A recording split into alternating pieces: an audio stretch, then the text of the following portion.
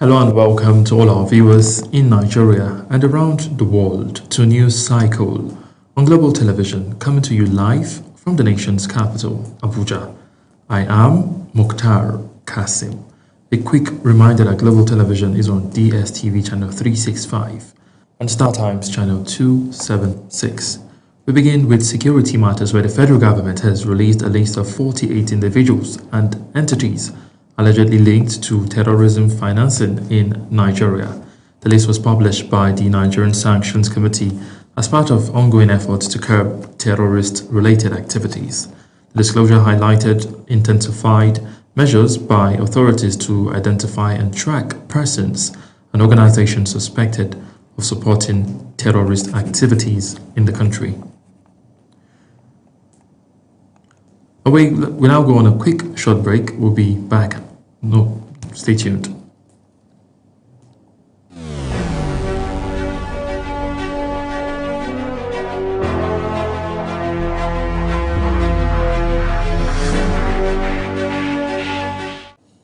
Welcome back. Now, no fewer than 56 people are feared dead after an airstrike hit a busy weekly market along the border of Borno State and Yobe State. The strike occurred at Jili Market during peak trading hours, with traders among the casualties and several others injured. Sources say the operation was targeting suspected Boko Haram insurgents, but may have missed its intended target, hitting civilians instead. Eyewitnesses report multiple explosions as panic spread across the market, while injured victims were rushed to a hospital in Gaidam. Officials have confirmed the incident, but the military is yet to issue an official statement. In the meantime, many people have been killed following a bandit attack on Bunkasol village in Buyukum local government area of Zamfara State. Police spokesperson, Deputy Superintendent of Police Yazid Abubakar, confirmed the incident, saying personnel have been deployed, though casualty figures are yet to be confirmed. Reports say over 80 attackers on motorcycles stormed the community, shooting sporadically, killing residents and abducting several others, mostly women. Livestock were also taken. Away from security matters to politics, where the All Progressive Congress APC says members aspiring to contest its 2027 presidential primary will pay 30 million naira and 70 million naira for the expression of interest and nomination forms, respectively. The APC made this known in a two-page document containing the schedule of activities and timetable for the 2027 general elections, signed by the party's National Organizing Secretary, Suleiman Arugungu. According to the document, aspirants seeking senatorial seats will pay 3 million naira for the expression of interest form and 17 million naira for the nomination form to appear on the primary election ballot. House of Representative aspirants will pay 1 million naira for the expression of interest form and 9 million naira for the nomination form. Also, governorship aspirants are to pay 10 million naira for the expression of interest form and 40 million naira for the nomination form as the country prepares for the general elections next year. In the meantime, the African Democratic Congress ADC has called for the immediate resignation of the chairman of the Independent National Electoral Commission (INEC), Professor Joash Amopitan, over an alleged pro-President Bola Tinubu tweet in 2023. ADC, in a statement by its National Publicity Secretary, Bolaji Abdullahi, alleged that the attempt to erase the digital trail amounted to a dangerous cover-up that undermined the credibility and neutrality of the Nigeria's electoral system. Over the past 2 days, the INEC chairman had faced intense criticism over alleged pro-Tinubu tweets from 2023 linked to his handle. The Nigerian Police Force has unsealed the People's Democratic Party (PDP) National Secretariat, Wadata Plaza in Abuja, granting access to a faction of the party aligned with the Minister of the Federal Capital Territory, Nyesom Wike. The development was confirmed by the factional national chairman, Abdurrahman Mohammed, in a statement issued through the National Publicity Secretary, Jungudu Mohammed. According to Mohammed, the unsealing of both the party's national secretariat and its presidential campaign office, Legacy House in Maitama, followed duly issued court orders. In a related development, the Turaki-led People's Democratic Party (PDP) has accused the Nigerian police force of acting in contempt of court following the unsealing of its national secretariat in Abuja, describing the development as a partisan move that undermines the rule of law. In a press statement, the party's national publicity secretary, Comrade Ini Emeobong, said the police facilitated the takeover of the Wadata Plaza headquarters by individuals he described as agents of the federal government and APC apologists masquerading as PDP members. And despite a pending appeal of the matter, the PDP maintained that the judgment by the Justice Abdul Malik, which the police purportedly relied upon in unsealing the premises, is already under appeal. The role of young people in governance continues to take center stage as stakeholders call for the increased youth participation in Nigeria's political process. The National Vice President of the National Youth Council of Nigeria, Umar Lawyer, says empowering young people remains critical to the country's development, while urging them to take responsibility for shaping Nigeria's leadership. Kabir Hassan reports. With young people making a significant portion of Nigerians' population, concerns continue to grow over their limited representation in governance. While many youth are active during elections, their presence in leadership and decision-making processes remains relatively low. The Vice President of the National Youth Council of Nigeria says the gap must be addressed to ensure inclusive governance and sustained development. Youth participation in politics, I think, is a victim for us. We are already in the government.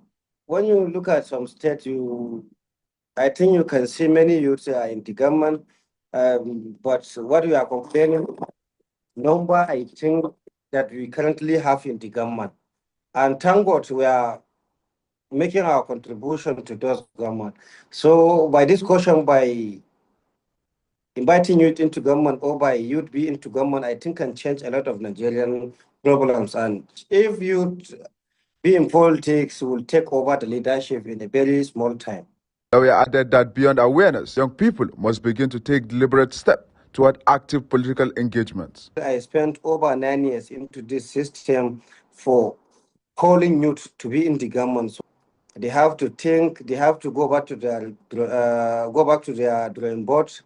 They have to rethink, they have to reshape their thinking to know that the person you are going to him, I think, is equal, is like you. You have to know you are equal to that tax. When you prepare yourself, package yourself, I think you are equal to every tax in this country. He also called on young Nigerians to embrace unity, responsibility, and active participation, noting that the future of the country depends largely on the decisions young people make today. Kabir Hassan, Global Television News. The Northern Governors' Wives Forum have reaffirmed its commitment to improving the welfare of women, youth, and children across northern Nigeria. The chairperson of the forum and wife of the Gombe State Governor, Asma'u Yahaya, stated this during a courtesy visit to Zamfara State Governor Dr. Lawal at the Government House in Gusau ahead of the forum's first quarterly meeting in the state. Zara Unasir has the details. Members of the Northern Governors' Wives Forum were in Zamfara State for their first quarterly meeting of the year. Their first engagement was a courtesy visit to the State Governor Dauda Lawal. The forum, led by its chairperson Asma'u Yahaya, explained that beyond the meeting, the delegation came with modest support for the people of Zamfara State. She noted that the forum's primary focus is to complement the efforts of their spouses in governance while prioritizing the needs of women, youth, and children across their respective states.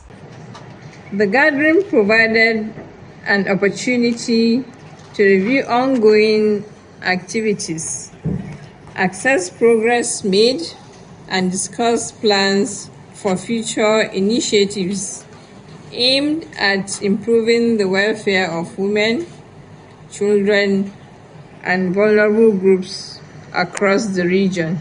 Welcoming the delegation, Governor Dauda Lawal highlighted the importance of collaboration in addressing regional challenges and encouraged the forum to continue providing insights that can inform policy decisions.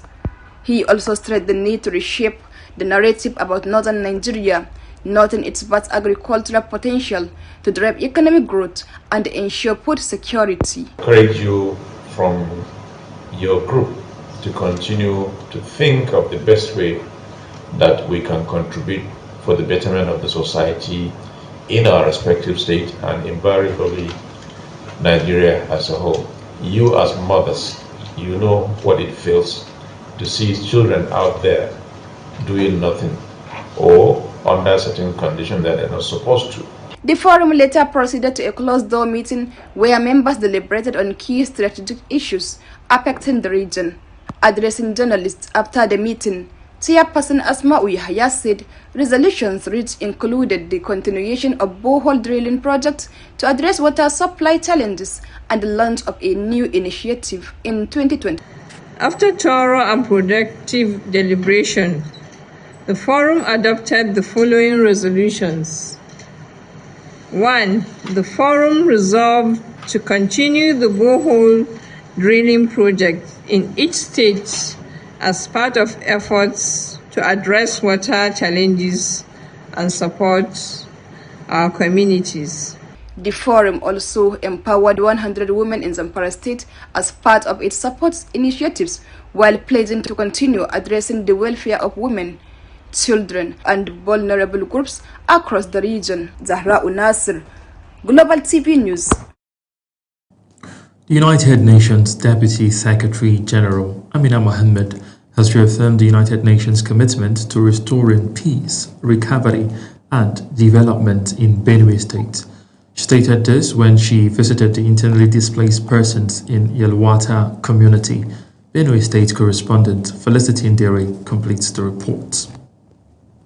Yelwata community in Benue State still bears the scars of recent violence that claimed lives and forced hundreds of families from their ancestral homes.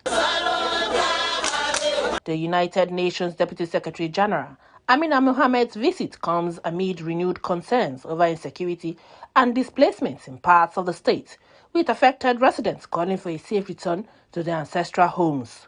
She expressed solidarity to the affected families and assessed conditions on ground. It is the leadership that allows us, while we remember the tragedy, to say never again, that we must go to the next day and try to rebuild our lives in peace. And so, yes, more. Please don't be sorry or apologize for asking for more. It's your right. It's your right as a citizen of this state. So we want to hear more from you, and we want to hear what it is that you need to do. In Yelwata, the envoy interacted with displaced persons who once again appealed for urgent support and a safe return to their ancestral communities. In the school, the children are staying on, and again, children are also staying on the sounds to learn. Please, in the UN, I know you are here, we do something over that. We are pleading that anybody who can help the children in school will be grateful. Our lands are occupied and we need to regain access to them so we can return and farm. From Yelwata, the UN delegation proceeded to a mega internally displaced persons camp where hundreds of families are currently sheltered. The delegation later proceeded to the government house in Makurdi after touring the camp. Governor Hyacinth earlier described Benue as a frontline food processing state currently facing insecurity and displacement affecting over 500,000 persons. What we seek is not charity, but collaboration. Not isolation projects, but integrated systems. Not temporary relief, but lasting transformation. The UN Deputy Secretary General described Benue as a state of strategic importance to Nigerians' food security, economic stability, and social cohesion. The hope now is that we restore in our communities who have endured so much loss a sense of hope, a sense of peace. And this is how we believe that Benue can begin to show the way forward in a troubled country of conflicts. But if we can find peace here, who knows that maybe this is the torch for peace for the whole region. both the United Nations and the Benue State government reaffirmed their commitment to peace building and recovery as displaced Yawata residents continue to call for safe return and restored livelihoods. In Makudi, Felicity Ndere reporting for Global Television News.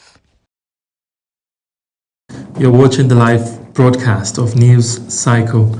News Cycle continues after this weather forecast plus business, foreign and sports stories on the other side of this break. Please stay with us. You're welcome. Monday is shaping up to be an active day weather-wise across the country as morning thunderstorms are expected in parts of Delta, Edo, Ondo, Ogun and Lagos State. The storms should gradually spread towards the southeast, including Imo, Enugu, Anambra, and extending also to parts of Akwa Ibom, Bayelsa, Cross River, and Rivers State, bringing showers and gusty winds. The north-central region will also see some activities, with Benue and Kogi staying active. Also parts of Taraba and southern Adamawa will be experiencing scattered storms. For the afternoon and evening period, conditions remain favorable for more storm development. Areas likely to be affected include Taraba, Gombe, Bauchi, most parts of the central region, and the southern half of the country. The extreme northern cities should remain sunny with few patches of cloud. And that's the forecast.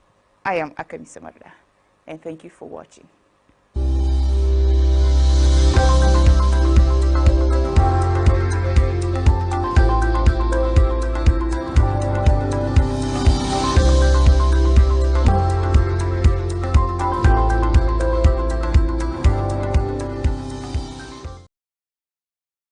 Welcome back to the second half of this broadcast. Let's begin with business, where President Bola Tinubu has directed key economic officials to develop measures to mitigate the impact of the ongoing Middle East crisis on Nigerians amid rising fuel prices.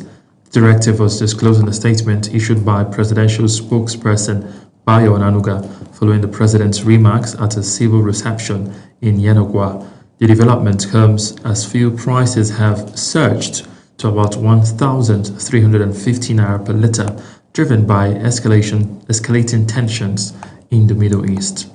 Minister of State for Finance Taiwo Oyedele has acknowledged the existence of errors in Nigeria's tax laws, stating that the finance bill is being proposed to address the identified gaps. Oyedele, who was also chairman of the Presidential Fiscal Policy and Tax Reforms Committee, made this known while speaking at the 2026 annual conference of the Nigerian Bar Association's section on legal practice, according to a post shared on the committee's official X handle. He noted that the reforms are guided by principles of transparency, fairness, and clear policy intent rather than arbitrary enforcement. Meanwhile, the Lagos State Internal Revenue Service, LIRS, has extended the deadline for filing individual annual income tax returns to April 21, 2026. The agency disclosed this in a statement signed by Monsurat Amasa Oyudele, citing increased demands on its electronic tax filing platform. The extension follows a surge in usage of the LIRS e-tax platform after the previous deadline was moved to April 14. Now to news making rounds on the foreign scene. Benin Republic is holding its presidential election with voting underway across the country. Finance Minister Romuald Wadagni is widely expected to win, backed by the ruling coalition and outgoing President Patrice Talon. He faced his opposition candidate Paul Hukbi in a race seen as a largely one-sided race. Libya's rival Eastern and Western authorities have signed a US-mediated agreement to unify public spending for the first time in over a decade. The deal, described by the central bank as a major step towards fiscal stability, brings together representatives of the divided administrations in Tripoli and Benghazi. The country has remained split since the 2011 uprising that ousted former President Muammar Gaddafi, with competing governments backed by Abdulhamid Dibda and military leader Khalifa Haftar. Away from Africa to the United States, where Vice President J.D. Vance says talks with Iran have failed to reach an agreement. He says he was leaving Pakistan after putting forward what he described as a final and best offer from the United States. Uyi Agbonfuigwe has the rest of the story. The vice president addressed the media after marathon talks in Islamabad, where he also stated that he was heading back to the United States following breakdown of talks between both parties. He said Washington was seeking a fundamental commitment from Iran that it would not develop a nuclear weapon, but he said the U.S. has not received that assurance, even after holding the highest level meeting between the two sides since the 1979 Islamic Revolution. We have been at it now for 21 hours, and we've had a number of substantive discussions with the Iranians. That's the good news. The bad news is that we have not reached an agreement, and I think that's bad news for Iran much more than it's bad news for the United States of America. So we go back to the United States having not come to an agreement. As Vance returns to Washington, he leaves Iranians one last message regarding the United States position. We leave here, and we leave here with a very simple proposal, a method of understanding that is our final and best offer. We'll see if the Iranians accept it. The United States and Israel attacked Iran on February 28, sparking retaliation from Tehran that has plunged the Middle East into conflict and the global economy into a tumult. Iran and the U.S. had entered the talks mediated by Pakistan, with Washington piling pressure by saying it had sent mine-sweeping ships through the vital Strait of Hormuz maritime routes. Uyi Agbonfuigwe, Global TV News. And now talking sport. Rangers International have rejected charges of breaching league rules following their match against Barrow FC in Enugu. The league board fined Rangers £4 million and ordered the club to play their next 2 home games behind closed doors over alleged security lapses and fan misconduct. However, the club's general manager, Amobi Ezeaku, described the sanctions as false, exaggerated and defamatory, insisting the allegations were inaccurate. A major controversy has erupted in Nigeria's sports sector as the Delta State Sports Commission threatened to boycott the 2026 National Sports Festival in Enugu State over allegations of athlete poaching and abuse of office. The commission, led by the chairman, accused the president of the Paralympics Committee of Nigeria of pressuring para-athletes to switch allegiance, claims he has actually denied. In a petition to the National Sports Commission, Delta State warned it may withdraw from the games if the matter is not addressed, citing harassment and unethical conduct.